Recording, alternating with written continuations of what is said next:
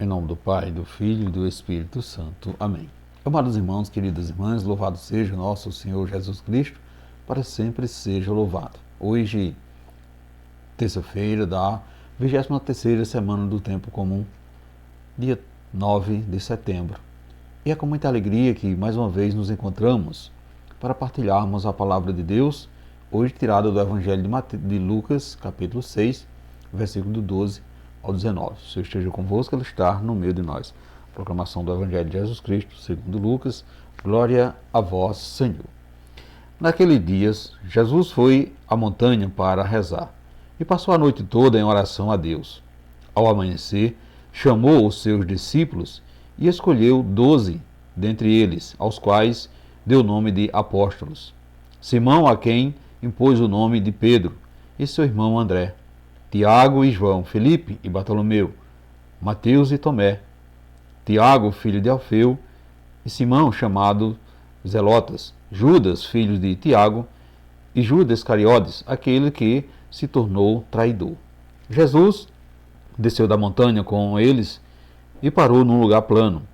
Ali estava muito dos seus discípulos e grande multidão de gente de toda a Judéia e de Jerusalém, do litoral de Tiro e Sidônia. Vieram para ouvir Jesus e ser curado das suas doenças. E aqueles que estavam atormentados por espírito mau também foram curados. A multidão toda procurava tocar em Jesus, porque uma força saía dele e curava a todos. Palavra da salvação, glória a vós, Senhor. Amados irmãos, queridas irmãs, imaginemos a alegria dos 12 escolhidos entre todos os discípulos e, ao mesmo tempo, paramos para pensar na responsabilidade e dedicação de cada um, aquela dedicação que cada um assumia a partir daquele momento. Deixar tudo do mundo e seguir somente os conceitos, os ensinamentos de Jesus. Ainda hoje, caros irmãos, queridas irmãs, Deus nos faz o mesmo convite de que fez aos apóstolos.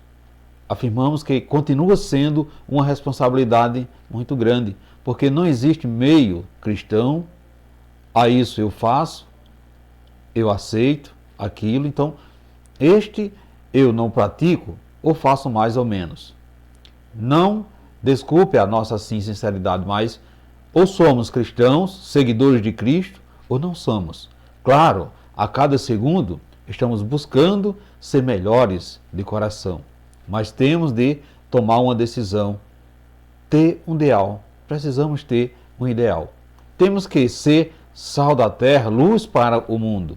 Só conseguiremos isto testemunhando nossa fé, ou seja, assumindo o discipulado, servindo, evangelizando e sendo evangelizador.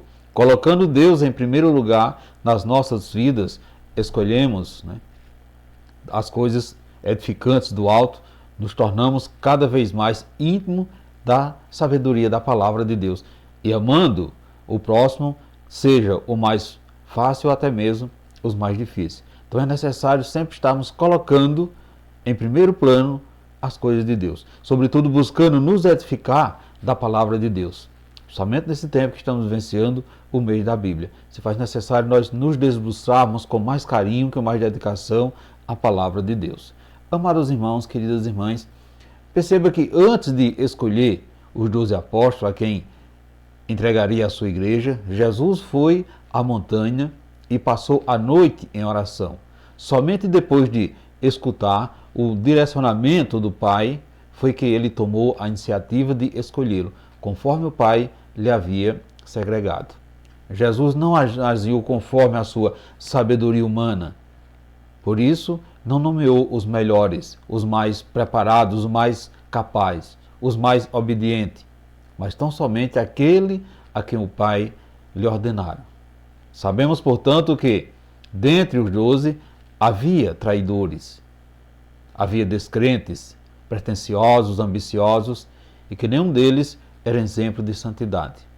No entanto, caros irmãos, queridas irmãs, Jesus tinha a convicção de que aqueles eram os eleitos do seu Pai e por isso não relutou em chamá-los.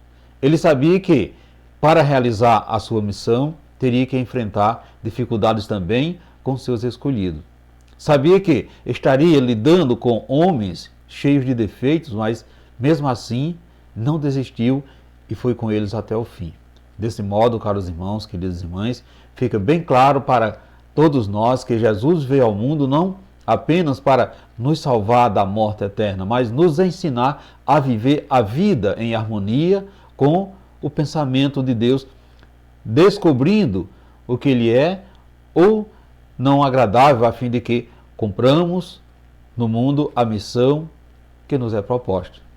Muitas vezes, meus irmãos, queridas irmãs, nós também nos prostramos aos pés do Pai e pedimos orientação para a nossa caminhada. No entanto, nos falta a paciência de esperar o fruto das escolhas que fazemos sobre a orientação do Espírito.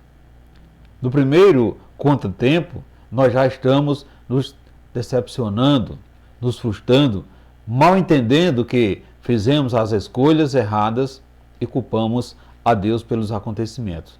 Portanto, precisamos também estar firme e convicto de que tudo quanto for revelado pelo Pai em oração, tudo na nossa vida, pode ser revelado pelo Pai através desse contato íntimo em oração. Ou seja, a sua palavra é a garantia para confirmar o que Ele nos confidenciar durante a oração.